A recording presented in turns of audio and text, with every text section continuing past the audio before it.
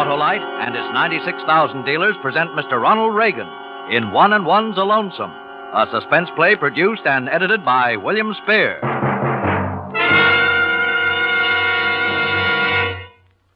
Extraordinary, extraordinary. Autolite spark plugs, I presume, Remingchester? No, the Australian platypus, Wilcox. Simply extraordinary. Why, it's not half as extraordinary as wide gap Autolite resistor spark plugs, the newest addition to the complete line of regular transport, aviation, resistor, marine, and model spark plugs, ignition engineered by Autolite. You should have been on my big Australian platypus hunt. Remingchester, have you ever hunted for special money savings advantages? Well, you can find them in the wide gap Autolite resistor spark plugs. You see, because of the built-in 10,000 ohm exclusive Autolite resistor, which makes a wider gap setting practical, you get double life under equal conditions compared to spark plugs without the built-in resistor.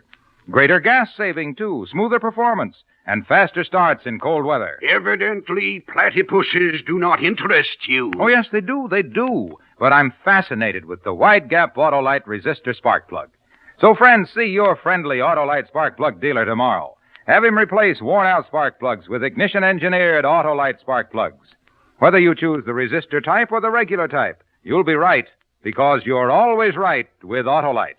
And now, with One and One's a Lonesome and the performance of Ronald Reagan, Autolite hopes once again to keep you in suspense. My name's George Belloc. Right now I'm on a trip. Not alone. No, I've got company. She's a few days behind me, but we're getting off at the same stop. Her name's Marie, but don't let that tag fool you. She's as U.S. as the American League. I haven't seen her since yesterday, and I don't know what she's wearing.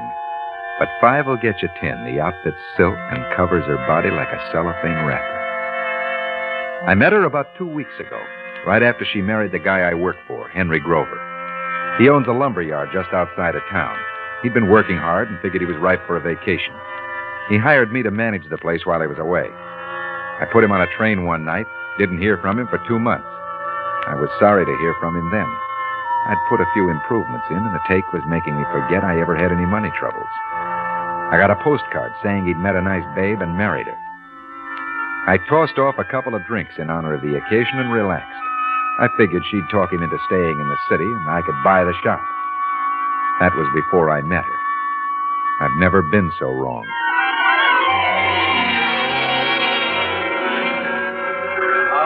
There he is, Marie, honey. Hello there, George. Welcome home, Henry. It's good to see you again, boy. Well, here she is. Marie, this is George Belloc. George has been managing the office for me. Hello, manager. Hi. Here, Henry, let me help you with those bags. Oh, thanks. How's business? I've told Marie all about the place and some of the things I got in mind. Pretty good. Guess you'll be building that new house now, huh, Henry? Oh, not this year. Thinking about painting the old one, though. I have a few ideas, too, you know. And pretty good ones, too. You know, I wouldn't be surprised if the place didn't pick up and make some money. I wouldn't be surprised. I don't suppose you'll be staying on now Henry's back, will you, George? Huh? Well, of course he'll be staying. I don't know. I haven't thought much about it. Lumber yard doesn't need 3 managers. Well, Marie. Does it need 2? When 2 is 1, that's different. That's right, George. 1 and 1 makes 1, you know. Yeah, that's when 3's a crowd.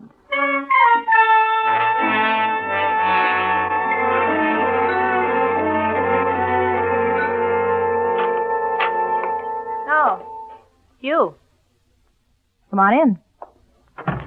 Want some coffee? Yeah. Thanks. Thought you were with Henry. He's over in the warehouse. Alone? Yeah. I don't think you're glad to see us, George. Why should I be? My name's on your check. Your husband's name. Listen, tell me something, will you? Like what? Like how come you two got married?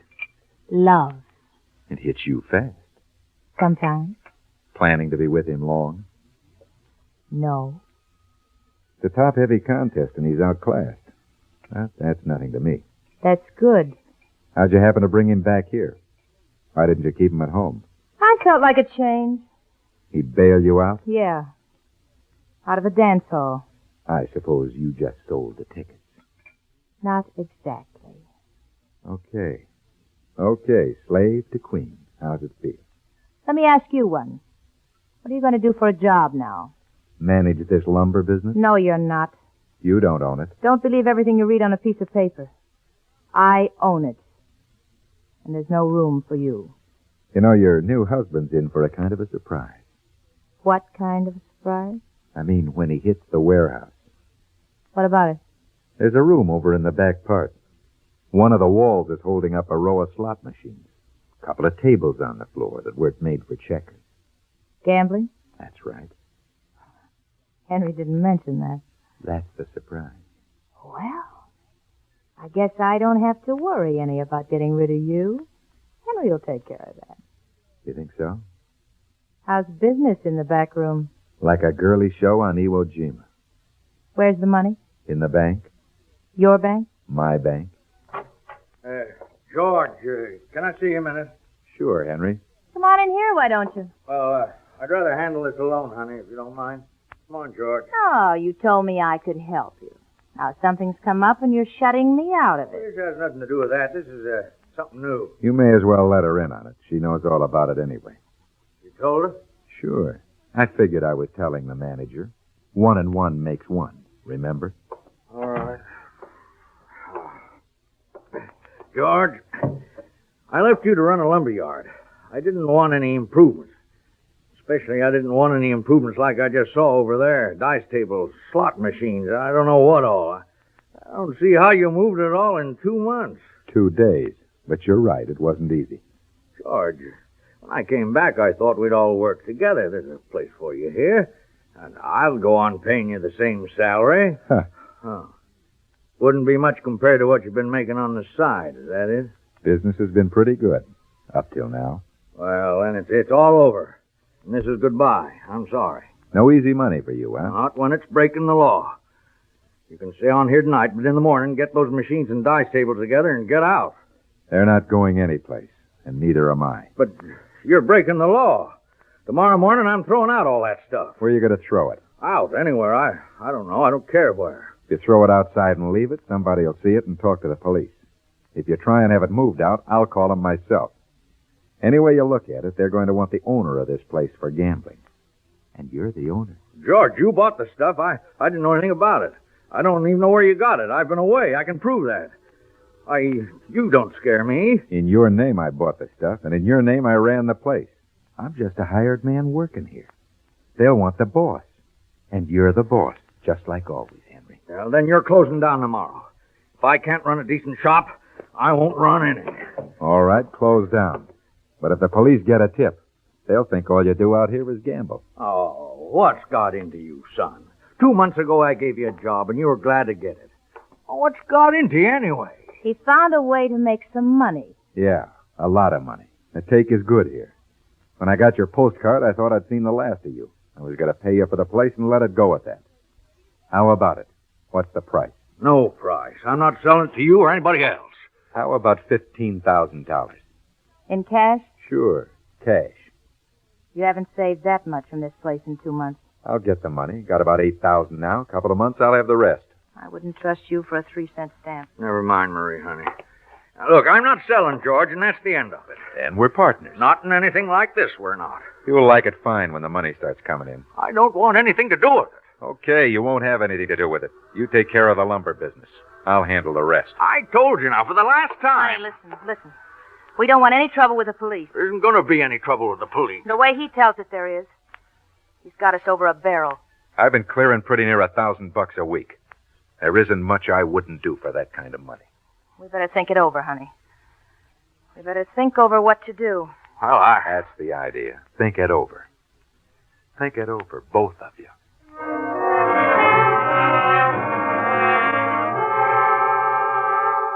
The minute I saw her, I knew that was the way I was going to have to play it. I knew I wouldn't get far with him. But with her, it was different. There wasn't much I wouldn't do for that kind of money. There wasn't anything she wouldn't do. I knew I'd planted the seed, and I knew how it'd grow.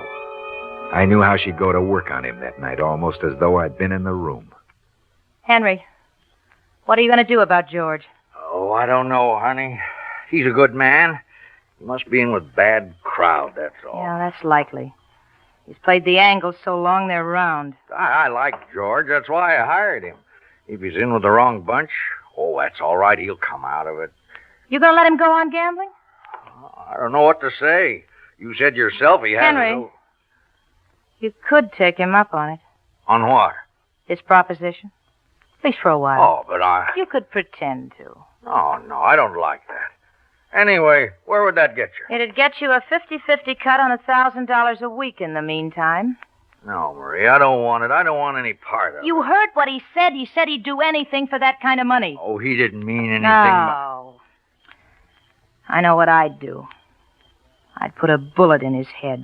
Oh, now, Marie, don't talk that way. That isn't even funny. What are you going to do? Let him take over your business right out from under your nose? He's a gambler and a thief. Henry, if you called him on it, if you had it out with him and he started anything, it'd be self-defense. Why, no jury in the world would hold you on it. What are you talking about? I'm telling you. Don't be silly. I'm certainly not going to do anything like that. All right, don't. See what happens. I wish I knew what was going to happen. Well, I'll tell you. You want to know? Oh, just let me try to think, can't you? Think.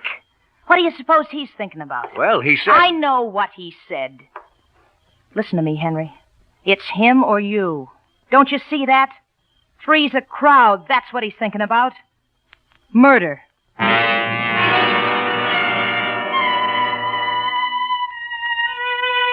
Yeah, I knew pretty much what they were talking about in there. I knew this dame pretty well. It only needed a day of knowing her to know that a word like murder was part of her natural-born vocabulary. To know that she could cut a guy's throat and think no more of it than clipping one of her fingernails. I didn't know just then who was going to get murdered. I found out.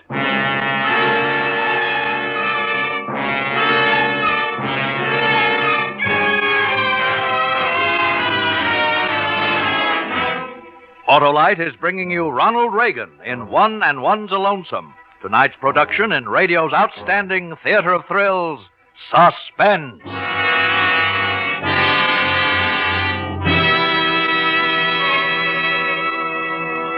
Hey, Harlow, I saw lots of kangaroos in Australia, too. Why, their tails are... You don't say. Why, Remingchester the kangaroo's tail is as unique in the animal world as the wide gap Autolite resistor is in the spark plug world.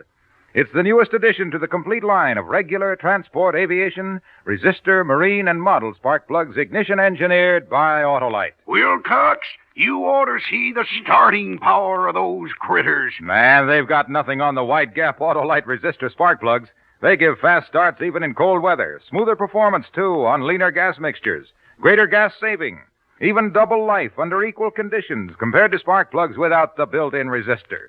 And it's all because of the 10,000 ohm Autolite resistor built right into every Autolite resistor spark plug to make a wider gap setting practical. I said you should see... Your friendly Autolite spark plug dealer tomorrow. Have him replace worn-out spark plugs with ignition-engineered Autolite spark plugs.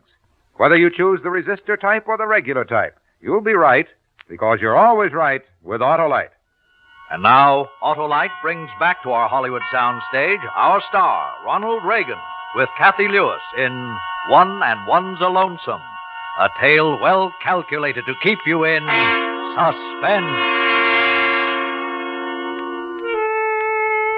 The night after Henry and his new wife came home, I didn't open up the back room in the warehouse. I put in the new table and counted out the profits for the week. I took a fair share over to Grover, but he read negative all the way. When he turned down that money, Marie tried on a face she must have been saving for Jack the Ripper. She knew he wasn't going to change his mind. She could see I was set to pocket big money on a 4-hour schedule in the back room, while their take after 16 hours in the lumber yard would look like a piggy bank night before Christmas. I said goodnight and left them alone to what promised to be a rotten evening for both. I went over to the garage where I'd fixed myself up a little cot. I was mixing the paint we were using on the house the next day, but I hadn't been at it more than half an hour when I had a visitor. This is a surprise. I broke my fingernail. Thought you might have a nail clipper. See it? Isn't it pretty? Yeah? Do you have one? What? A nail clipper? On your keychain, maybe? Sure, here. Wait, let me do it for you. Long and pointed, like a pussycat. They can scratch, too. Like 'em? Sure. There you are. What'll I do with the victim? Keep it for a souvenir. Do you mind my coming to see you? Not if your husband doesn't. He doesn't know I'm here. He will if he thinks real hard. I don't care. I wanted to see you. Need more light? No, this is fine. Henry's not strong, you know. Well, he wasn't wearing a lion skin when you married him. It all happened so fast, and I wanted to get out of that dance hall. Oh, yeah, the dance hall. Well, that's the price of love. Or have you changed your mind? Yeah, I changed my mind. That's easy to do when it's all over. Is it all over? You married him. He's not strong. Maybe something will happen to him. Not likely. Nothing ever has. I did. Don't you like me? Huh? I like you. I like it here. I don't want to leave. I don't want to go anywhere. I don't want my head turning into a home for your husband's bullets. This, paint you're using tomorrow? Yeah. Your healthy husband and I. Using ladders? No, we'll swing a couple of platforms on pulleys with ropes. Why? Want to learn to paint? No, thanks. I'm worried about Henry up on one of those things. He's not as strong as you are. Yeah, I know. Happened to fall off, he might be hurt. If he fell on the cement drive, might break his neck. That's right. Do the ropes ever break? Not often enough to make the odds good for betting. Could you make 'em break? Huh? Could you fix the ropes so they'd break when he got to the top? Not on your life. I'm happy with my little racket. I'm not taking any chances killing anybody. Then he'll kill you. Take your choice. How long do you think he'll watch that money going into your pocket? How long do you think he'll take that gambling? Keep talking. It'll be accidental, no murder at all. When he's dead, I get the warehouse. And the house. You get me. What's in it for you? You are? As simple as that. And I'll take a cut on those backroom profits. Go on. Henry's been talking about painting the house. I got the idea when he told me about a fellow doing the same thing who fell and was killed.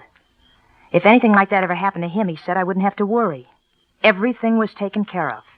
Why do you cut me in? I told you. Because I like you. And because you couldn't cut me out. Can you fix the rope so it'll break when you want it to? No.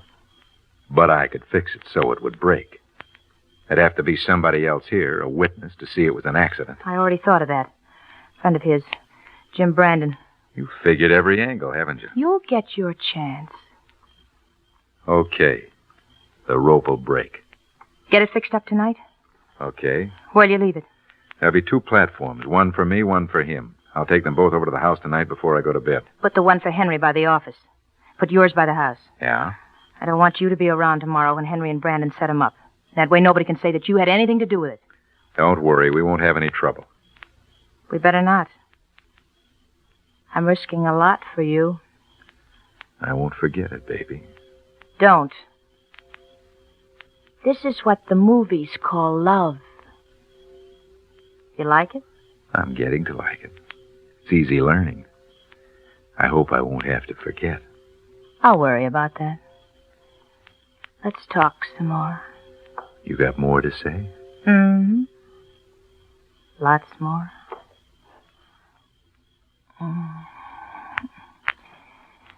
Things are going to be different around here after tomorrow. Yeah, that's right. Just you and me and the backroom gold mine. Think we'll make you happy? I'm willing to take a chance. I better be getting back to the house. Sure. It's Grover's last night. Good night, Georgie.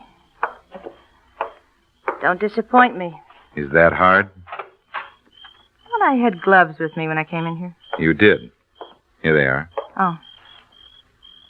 Well? I think I'll keep them. What's the idea? I want a souvenir. I'm not going anywhere. Maybe I'll tuck them under my pillow. This is what the movies call love.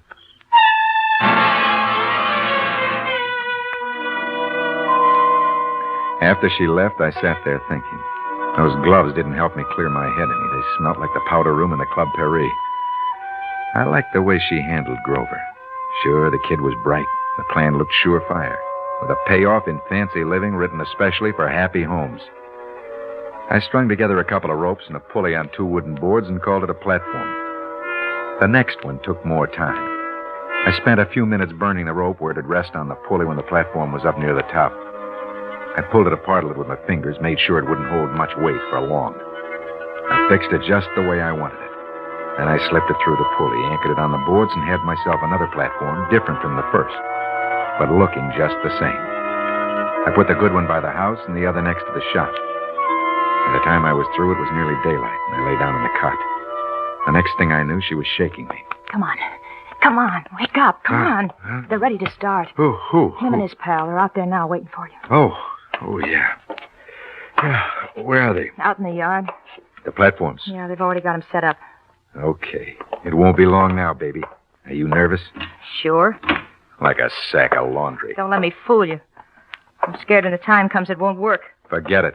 That rope won't hold 100 pounds 5 minutes. And anything that hits that concrete will be dead before you catch your breath. How did you fix the rope? I burned it. Nobody'll notice it. I pulled it apart a little. It's just enough to hold it together while he's getting to the top. We'll let Brandon pull you both up. Nobody has to pull us both up. We can lift our own. There's a rope from the pulley that'll hoist her lower. Okay.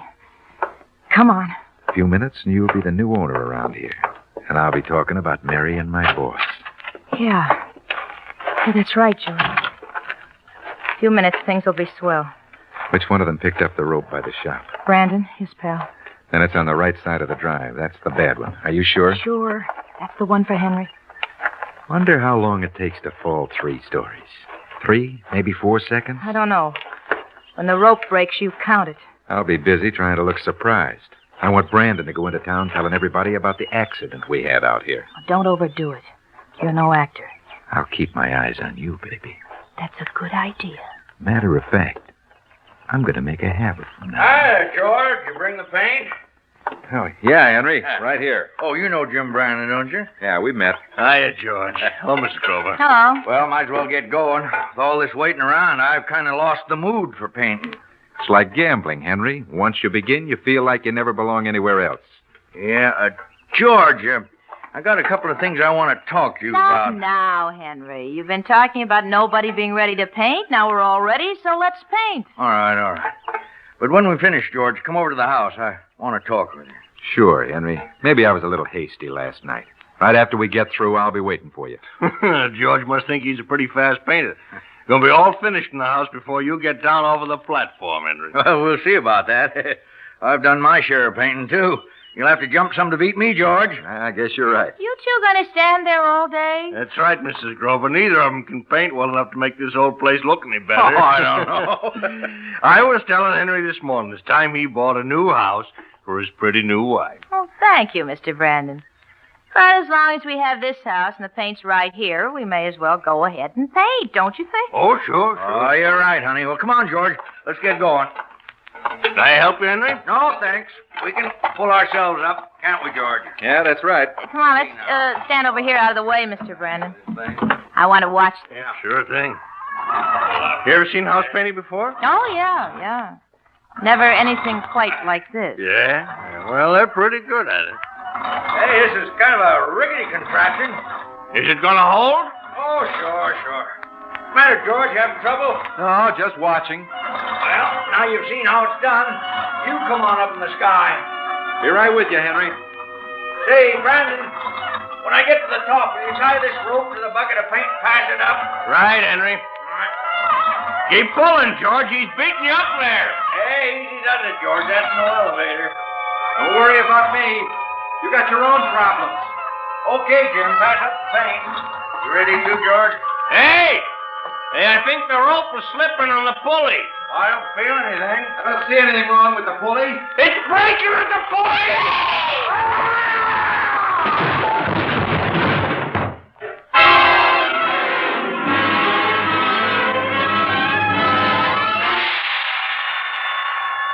Like I told you, I'm on a trip, but it's no honeymoon. A couple of hours ago, 170 pounds of Henry Grover hit the cement driveway. Then I got the surprise of my life. It lasted just 2 seconds before I hit 2. I thought I was as safe as a glass of water, but I was just another fall guy because both platforms gave way. I'd never thought of that angle. 2 partners make more dough than 3, but one owner without a partner makes the most.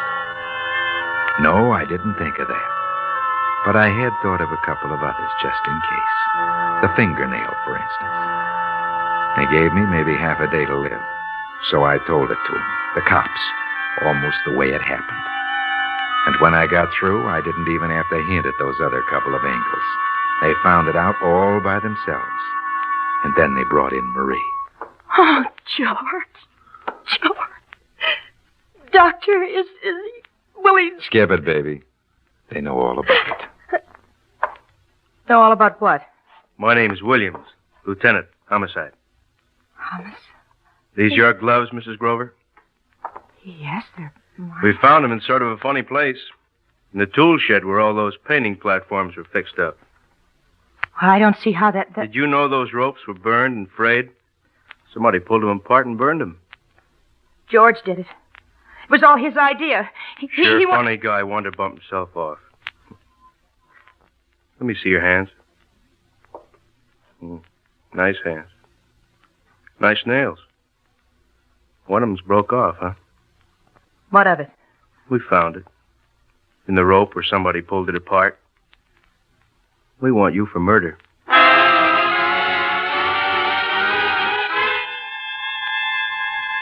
Yeah, like I said, I'm going on a little trip any minute now, the doc says. But she'll be right behind me.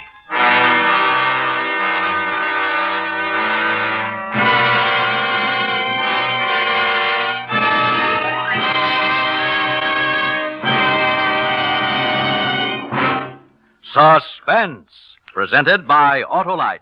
Tonight's star, Ronald Reagan, with Kathy Lewis. Say, Harlow, it seems to make no difference whether I'm talking about kangaroos or platypuses. It always reminds you of Autolite. Well, that's as natural as you're a naturalist, Remingchester, because Autolite makes more than 400 products for cars, trucks, planes, and boats in 28 plants coast to coast. These include complete electrical systems used as original equipment on many makes of America's finest cars. Spark plugs, batteries, generators, coils, distributors, starting motors, bullseye, sealed beam headlights. All engineered to fit together perfectly, work together perfectly, because they're a perfect team. So don't accept electrical parts supposed to be as good. Ask for and insist on Autolite, original factory parts at your neighborhood service station, car dealer, garage, or repair shop. Remember, you're always right with Autolite.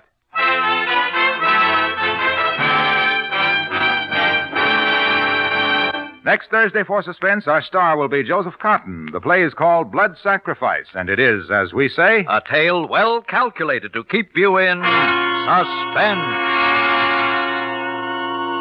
Tonight's Suspense play was produced and edited by William Spear and directed by Norman MacDonald. Music for Suspense is composed by Lucien Moraweck and conducted by Lud Gluskin. 1 and 1's A Lonesome was written for radio by Nelson Sykes. Ronald Reagan may currently be seen in the Warner Brothers production The Hasty Heart. In the coming weeks, you will hear such stars as Cary Grant, Dan Daly, and Arthur Godfrey. Don't forget, next Thursday, same time, Autolite will present Suspense, starring Joseph Cotton.